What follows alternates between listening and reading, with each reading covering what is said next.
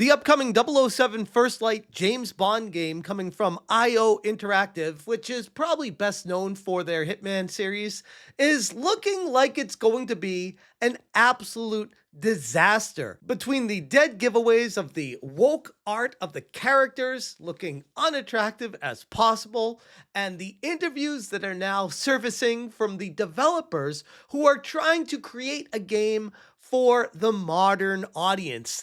Everything about this game screams run away. And at this point, if it's anything other than a massive failure, I and many other people out there are going to be extremely shocked. What's going on, guys? Welcome to another episode of Smash JT. Today, we're going to be talking about 007 First Light and an interview that has now emerged from a website called MonsterVine, who said during the Game Awards 2025, MonsterVine sat down with the narrative and cinematic director for 007 First Light, Martin Emborg, to talk about what fans can expect from IO Interactive's upcoming game. And I gotta be honest, everything that came out of this interview perfectly exemplifies everything that's wrong with modern gaming. Hit that subscribe, give me a like, and we're going to start with learning the law. Here's your 007, sir. Would you please buy our modern audience game? IO Interactive says old school Bond would be tone deaf today as 007 First Light moves the character towards more modern values. The earlier James Bond films, in particular, have rightly come under fire over the spy's treatment of women, as well as being generally inappropriate. The spy even resorts to hitting women. For example, in The Man with the Golden Gun, which even before I keep going, who talks like this? Who makes statements like this? Who publicly goes out there and has an interview and is like, yeah, this is what the old Bonds were. We're not doing that with this Bond. Why even bring it up? It's very strange. And it's almost like you're telling the world you're a cuck and you want to prop women up there. It's like, bro, there's a right way to go about this, and there's a wrong way to go about this. You don't need to bring up the old movies and be like, well, remember when we did that? For example, in The Man with the Golden Gun, where Roger Moore's Bond slaps Andrea Anders, then threatens to break her arm, which, if you understand the context of this scene, it actually makes sense in the movie. But you wouldn't know that if you're just a tourist coming into Bond and being like, oh, can't slap girls, that's bad. Legendary drops rightfully come under fire. This perpetual guilt over media from 50 plus years ago is exhausting. WTF are we doing? Andrea Anders was initially thought to be the enemy. Bond's life was threatened. She was the mistress of Scaramanga. What was he supposed to do? Ask nicely. Madam Savvy, equality is men and women being hit evenly. I don't know what the issue is. Also, can I say something without everyone getting mad? Because I've noticed a decrease in particular action and a rise of negative behaviors in women. And I can't help but think there's a correlation. However, he went on to explain that the character of Bond has evolved, adding, so he's evolved through the decades. And obviously, we reflect modern values. Oh, great. You know where this game is going. So it's not going to be your old school Bond, which would just be tone deaf in this day, right? He's a modern guy. They're making a game for Dr. Disaster, the modern audience. Endymion on X says, because who wouldn't want to play as a modern James Bond game where 007 embodies the values of modern day Britain? Yes, buy our game where you protect globalist ideals as an agent of the government that imprisons people for mean tweets. This Bond would unironically kill you if you exposed Somali daycare fraud in Britain too. Wow, can't wait, guys. Disparu on X says, I'm pretty sure tone deaf is ignoring the franchise and changing it for modernity. And then follows that up with something pretty curious, saying, apparently they have a studio in Brighton. This explains everything. It's our Portland with more rainbows, which I have a really hard time believing there's a place on Earth that has more rainbows than Portland, but it would make sense based off of what the character designs are in this game. I've talked about how I asked ChatGPT to make her beautiful. I did that with a couple of the James Bond First Light characters. This is M in the game, and I asked ChatGPT to make her beautiful, and this is what it did with them. Now I know people are like, well, M is an older girl. Like I get it, but M is also Judy Dench, a white chick. So we're gonna make her an ugly Indian black girl. Like what you if you have the freedom to make her whatever you want, why would you make her this and not this? Just saying. Or this random girl, I have no idea who she is in the game. Ask ChatGPT to make her beautiful. I mean, it's this easy.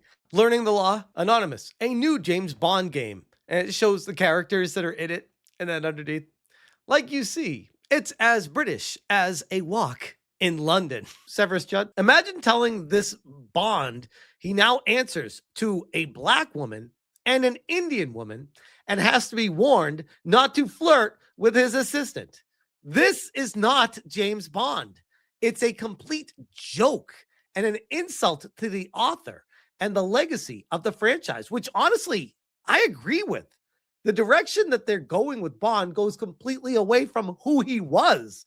They're changing him to fit a narrative instead of creating the unique character that he was. That's what made him stand out. If you make him a cookie cutter character that fits in line with what's accepted with modern audiences, he's no different than any other fucking character in any other fucking game. Reducing Bond from a tailored apex predator into a soy-soaked parody who exists only to be talked down to and managed. God, what a mess this is turning into. Learning the law, here's one of the main characters, M, who has the ability to deport you from the UK. And this is all stemming from a couple articles from Hypebeast. IO Interactive delays James Bond game, 007 First Light to May 2026. So it got delayed first, and then we had this follow-up. IO Interactive says old school Bond would be tone deaf today as 007 First Light moves the character toward more modern values. And this is coming from a MonsterVine article.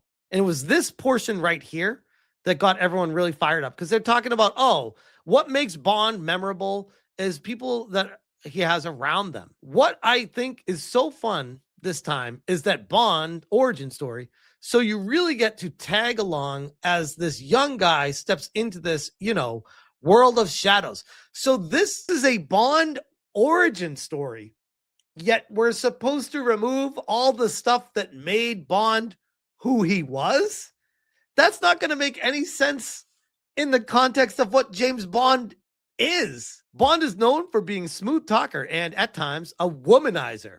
Will we be seeing this side of him? Yeah, you will. But obviously, as they were saying on stage before, the character Bond has evolved. So he's evolved through the decades. And obviously, we reflect modern values. So it's not going to be your old school Bond, which would be tone deaf in this day, right?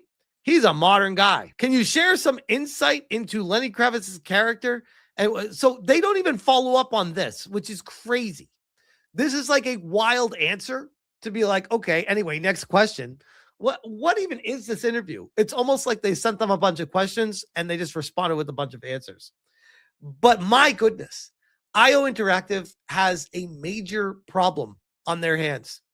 And I do wonder about the direction of this and if it's going to completely bomb. If I had to guess, I think they know behind the scenes that there are problems beyond what we know. They already delayed it a couple of months. And I wonder if this goes back to the whole, this game has been in development hell for 4 years now or longer. It started in the creation during the pandemic, the peak of wokeness, and making a James Bond game in the peak of wokeness is just comical. That you can't do that. Those two things directly clash with each other. So it makes me wonder if this is one of those games that had a lot of modern audience tropes in it that they are trying to cut out, change, and fix with this 2-month delay.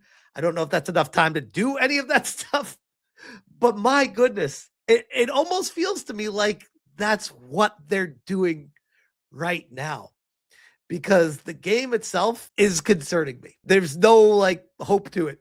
There's interviews coming out with we're finding out the developers are a bunch of woke tards and it's being delayed, potentially trying to patch some stuff in to make it feel more Bond like. But honestly, at the end of the day, and I'm just like, why would you make a Bond game for modern audiences? Why are you invading yet another property, destroying it, and moving on to whatever else? It's like it's a virus. It's a complete virus.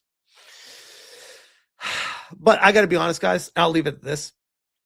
As a big fan of the James Bond series, seeing most, if not all, the movies off the top of my head, I've probably seen them all. And GoldenEye being one of my favorite games of all time, a part of me was very excited about this game when I first heard about it. And then the trailer dropped, and I was just like, okay, hold out some hope. Then these interviews dropped and these stories dropped. And I got to be honest, I'm just here to grab my popcorn. I have a feeling that this game is going to be a massive failure. But we will see. Don't want to get too far ahead of ourselves. I am not holding out any more hope for this game, but it is important to get the information out to you guys to let you know exactly what we're dealing with. I will leave the video right there. Thank you so much for watching, and as always, you stay smashing. Smash,